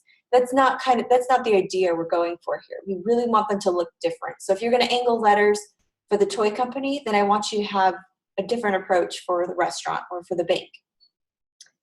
Shapes are okay, Sarah. If in this case, I added the shape because I didn't have time to go look for a font that had the rounded dot for it. This shape was only added to give a drop shadow effect. It wasn't, I don't want to say shapes are okay because they're really not. In this case, it was just kind of giving an effect. So let me show you what I'm talking about, because this is what I'm worried about if I say shapes are okay. Here's what not to do. Here's an example of bad example. Okay. And now before you laugh, this is a real assignment that was turned in because they thought shapes were okay.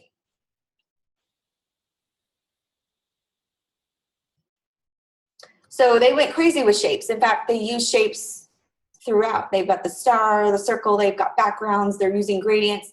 This is an example of what not to do. We're not allowed to use grayscale. We're not allowed to use or whatever it's called, the gradient.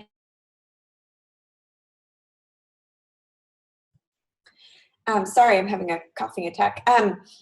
They use stars, polka dots, patterns, busy backgrounds. This is not okay. This is actually not what a logo is about. Remember, we want clean. We don't really want a background for our logo, okay? Maybe a symbol or something that you created out of the type, that's okay. In this case, I used the circle, but the circle can easily be found in any one of your fonts. I just was trying to save time. No, the spider is okay because in this case, I just used the type characters. I used my brackets and the dot on the J. So we didn't use any other shapes or anything else. I manipulated my text to give me, to kind of create something. It's okay to have some kind of an icon. That's not supposed to be the star of the show though. Does that make sense? Just think simple. I didn't go creating a very detailed spider. I didn't go creating a web. I didn't do any of that because unless you're using the characters and it ties into the logo, then there's really no point in going hog wild. But I don't want to say yes or no to that because you might have a very great spider that ties in great with the logo. So that's okay. Just play off of the words. But in this case, this is not okay. All right. So that's the jumping spider toy. Now you have to come up with two options or two versions of it. They each need to be on their own artboard. So you would have, you've got 8 artboards set up. All right, let's do this Italian restaurant. This was a font. I can't remember what font I was. Oh, Dido. Okay, so in this case, I'll show you how I did this one. So TIB is the Toscana Italian Bistro. I'll take my font, get it the size that I want.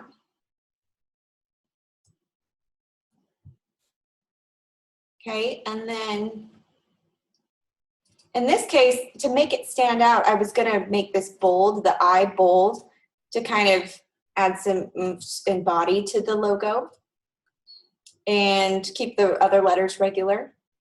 I'm gonna go to Type, Create Outlines, right click on Group, Now this will allow me to manipulate each letter.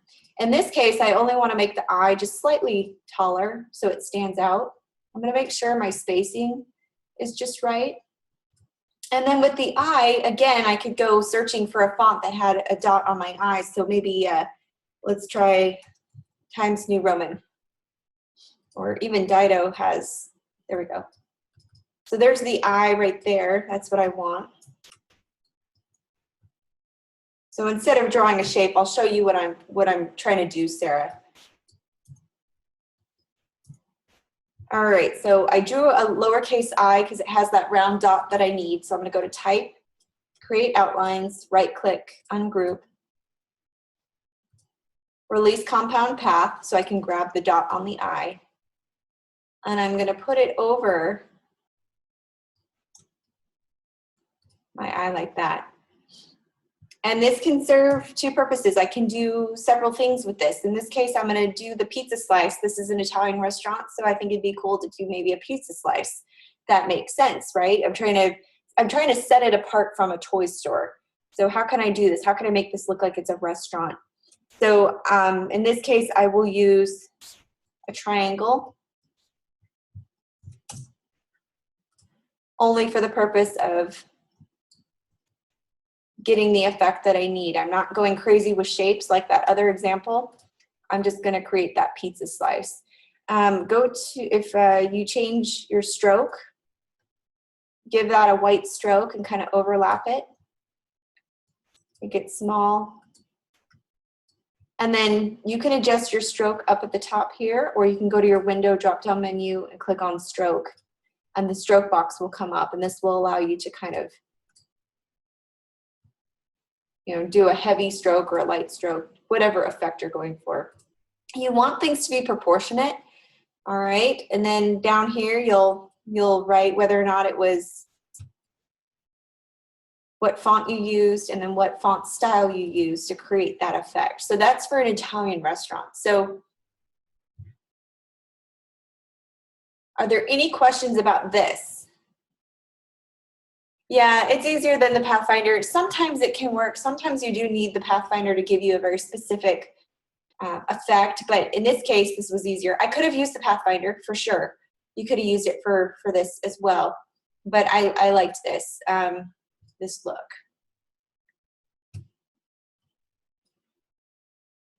All right, so no questions. Let me do one that seems to get everyone stuck, I've noticed, is the, let's see, the bank logo or the computer logo. Sometimes get people stuck. So let me demo one. I don't want to give you guys all the, I want you guys to think creatively. I don't want to show you too much. This is one of the assignments. Most times I'm like, just copy what I do and you'll be good. But because this is creating logos, we can't copy other logos that are out there. So we really need to be able to think creatively. And it's hard to teach that. We just got to teach, how you can make effects, and then you can apply it however you feel would be best. But in this case, I'm going to do a sans serif. So I'm going to go to Futura this time. And I might do a book. Let's see, it's not really giving me the effect I want. And that'll be okay. Yeah, so Sarah's asking, so techniques will help, combined with your creativity, will this help? Yeah, absolutely. This is the techniques. As you practice them, you'll be able to experiment a little bit more and get a little bit more comfortable and confident. So with this, I'm going to take this logo. I'm going to go to Object, Create Outlines, or I'm sorry, Type, Create Outlines. And this will allow me to manipulate these. And in this case, I'm going to take a line and I'm going to hold down Shift so that it's straight. I'm constraining the proportions. And then by changing my stroke on it, I'm going to give it a white stroke. I'm going to give it a very heavy stroke. And I'm going to play with this negative space a little bit. like this, and I might need to up it a little bit.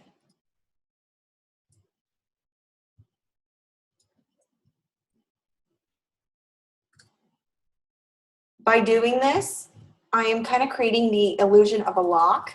When you think of a bank, you think security, is my money safe? And so I'm kind of creating the illusion of a lock here by playing with that negative space. And then I can scoot this L in a little bit more. I can do that fancy trick with the Pathfinder tool if I wanted to. Go to Window, Pathfinder, and then go to, let's see, Trim.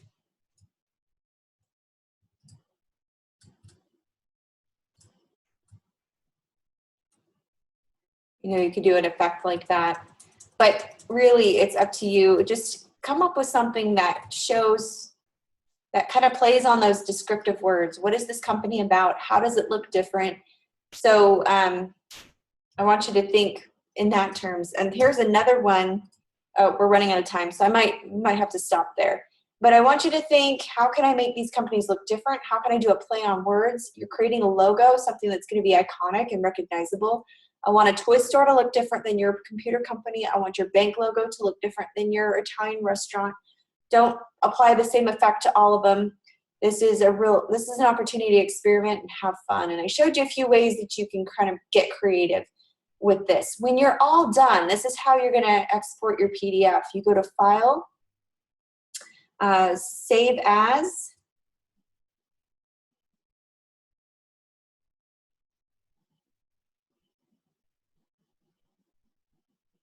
Hang on, it's thinking. See if it'll hurry. You go to File, Save As, and you'll make sure that you save it as a PDF. And then that's what you're going to upload to me, okay? Sorry, I don't know why Illustrator's thinking. This is strictly black and white. No colors can be used for the logo design assignment. No busy backgrounds, no pictures, no images. So yeah, we're really, it might feel like you're being limited, but it's really going to help you be a little bit more creative so you don't use those as crutches right off the bat. Once you have saved it, give it a name. There's a specific way to save your assignments. Check the grading rubric on all the assignments before you move forward, and then click on Adobe PDF. Make sure the format says PDF down here. Then you hit save, okay? And then just remember where you saved it. So that's how you do that assignment. So I'm going to stop the share here. I'm going to jump into InDesign to kind of launch you into what you'll do for your assessment. This is just merely following instructions. So I'm not going to go into detail, but I will show you how to upload your assignment.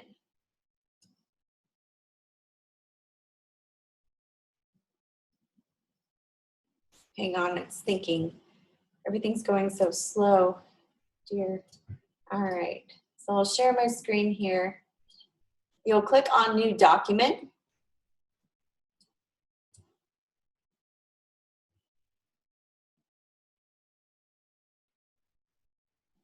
So that's a good question. So Crystal's asking, just came out of Design 114. There was a lot of emphasis on CMYK. So does it matter how we set up the document for these? For this assignment, no, because you're just designing in black and white, okay? When you start laying out for your article layout or for your final project, then we're going to start getting into color. And then yes, you'll select CMYK as, you know, your color choice. But for the first week's assignment, it's just black and white. So it doesn't matter either way.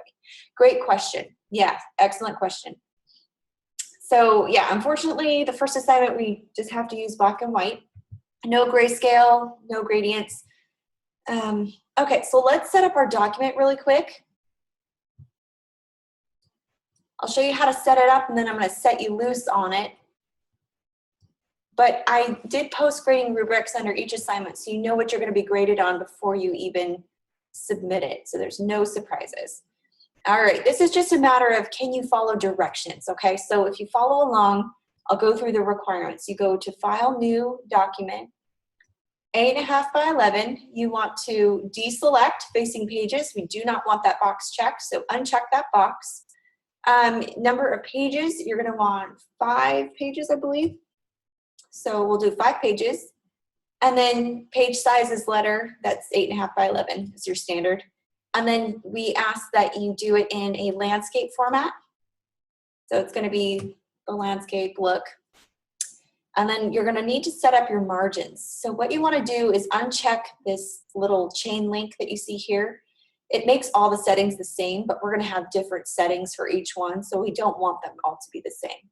So for your top, it's going to be 1.5 inches. Now, if your default increments of measurement are set in picas or millimeters or something else, you'll just have to type in inches after you put your value in, okay? And then it will convert it to something else. So your bottom is 2.5 inches. Your left is 1 inch. And then your right is 1 inch. And you can see the screen behind, the artboard behind it. It's already showing you the changes. So keep preview on so you can see that, and then you'll hit OK. So your screen should look like mine, okay? You've got this purple box. This is your margin line. This kind of says this is where your text needs to be. No bleeds at this point. We don't need bleeds. We're not doing layout right now. We're just doing typesetting exercises. So your typeset, you need to typeset your name in an 8-point sans serif in the bottom left of each page, okay? And honestly, the easiest way to do this would be to just go to your pages, go to Window, click on Pages.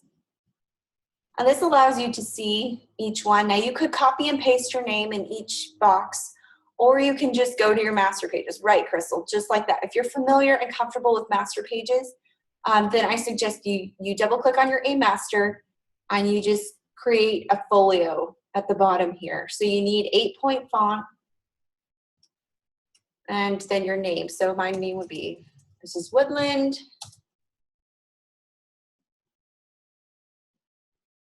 And then it says about 2 inches from the bottom, flush left. So your flush left is going to be right up here.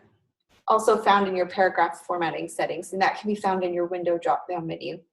Type in tables, paragraph, if you don't see it. So that's also where you can find it. Okay, so I've got my name. It needs to be an 8-point font, so I'll change that to 8.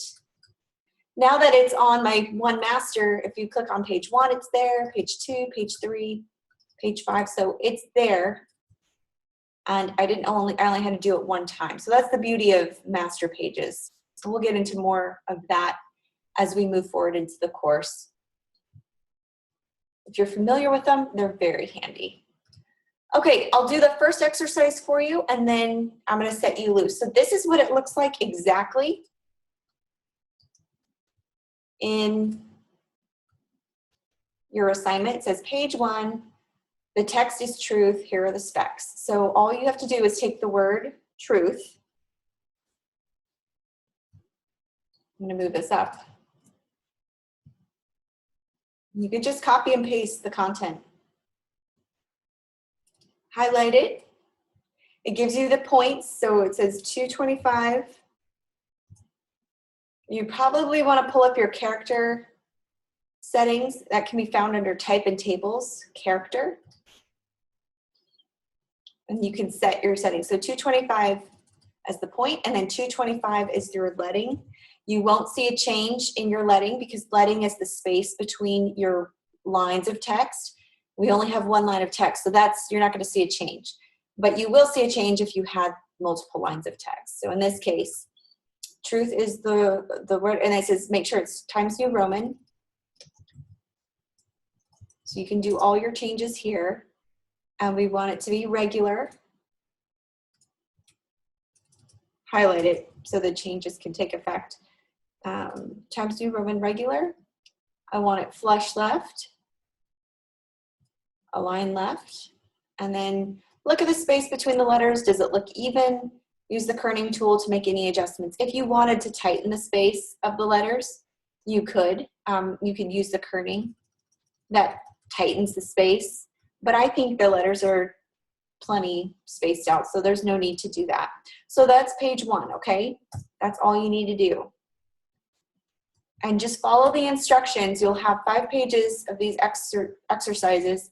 To export a multi-page PDF, this is what you're going to do. It's a little different in InDesign than it is in Illustrator. Yeah, pretty easy. It's just following directions. So read it carefully. Don't go too fast. Go to File. Let's see, File Export.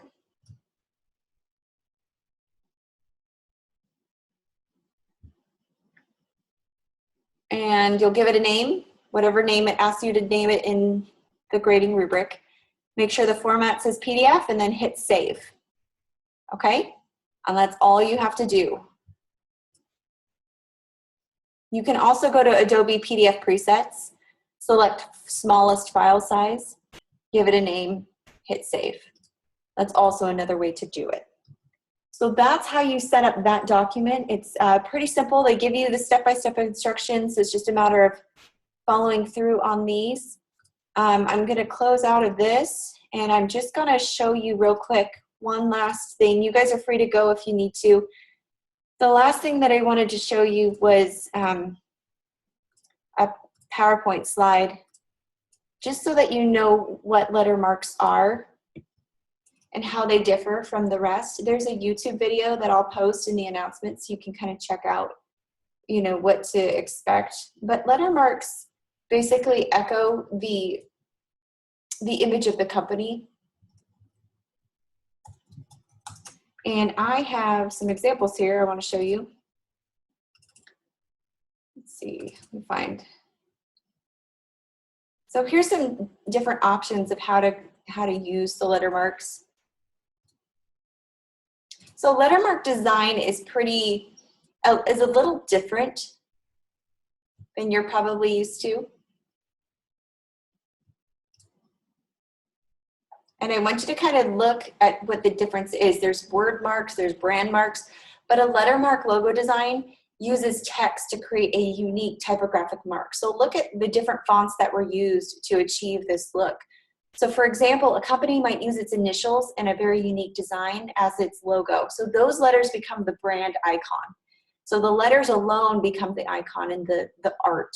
So lettermark logos are very popular in rebranding campaigns for companies with names that have been shortened to acronyms over the years. And so Associated Press logo is a great example. This is a great example of the different effects you can get by using different fonts. Yeah, it's almost like their signature. It's their custom, I don't know, when you look at it, you need to automatically recognize, hey, that's a toy company or that's a restaurant. So if you're thinking of creating a logo as a lettermark, I want you to make sure that the initials in the logo are a better representation of the company or the brand than the actual name is. So I want you to get creative. Here's some additional logos for inspiration. These are the letters in the company. You can't put the name of the company. You just have to use the acronyms. But look at how these logos have used the positive and negative space. Look at this J and C. I love this. They did one of the letters white, and it gave it a really custom look. They played with that negative space there. FedEx is, even though it's not a letter mark logo, this is a word mark, but look at that arrow between the E and the X. It kind of describes the company as moving forward. They're always onward and upward. So this is a really cool way that they use some negative space. So I just kind of want you to think about, how these looks are achieved. Here's the letter mark. These are not letter marks. Well, Starbucks isn't. Some of these are word marks and brand marks, but I just wanted to kind of show you these are letter marks. They're just the initials of the company, okay? The city director one was really cool because they used that negative space. Yeah, I agree. So just kind of look at how they've kind of styled these. Pretty interesting. Some of them run into each other. This London Grammar is not a letter mark. This one is a word mark, but the rest are good examples. I'm going to delete that one. So kind of brainstorm, get those creative juices flowing. Email me if you have questions.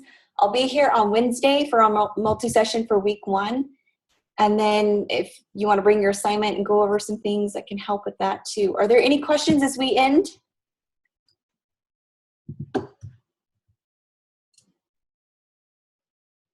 Okay, so just a little recap. No images or graphics or pictures in your logo designs. This is strictly using text. You can create an icon through your typography, but remember, keep it simple, no backgrounds, no crazy shapes and patterns. No color, just kind of try to stick with that. If you need inspiration, just Google bank logos or bank lettermark logos and kind of see what's being done. And that might help give some inspiration, or restaurant logos or whatever it is. All right. This was a fun class. Thanks for coming, everyone. I know it's late where you are, so I'll let you go. Catch the recording. It'll be here tomorrow if you want to pause and rewind me. That's always cool too. And then I'll see you on Wednesday for a multi-session. All right, guys. Have a great night.